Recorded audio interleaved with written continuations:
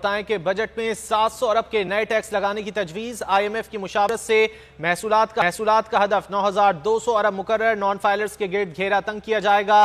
ذرائع F B are کے مطابق بجٹ میں لگژری اشیاء پر ود ہولڈنگ ٹیکس کی شرح کو بڑھایا جائے گا۔ تفصیلات جان لیتے ہیں بول نیوز کے نمائندے عمر حیات سے۔ عمر، مزید کیا تفصیلات ہیں؟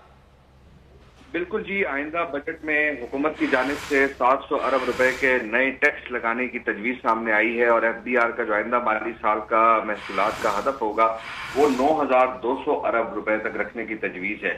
نئے مالی سال کے بجٹ میں نان فائلرز کے گرد گھیرا تنگ کیا جائے گا۔ نان فائلر کے لیے میوچل فنڈز اور ریئل انویسٹمنٹ ٹرسٹ پر 30% ٹیکس عائد کرنے کی تجویز ہے۔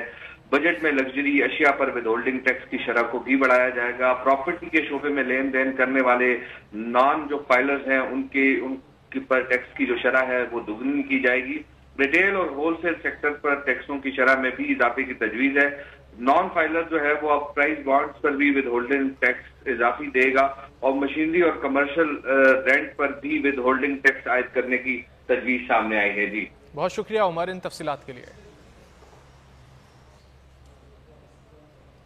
آگے بڑھتے ہیں۔ Supreme court practice and procedure قانون کے خلاف کیس کی سماعت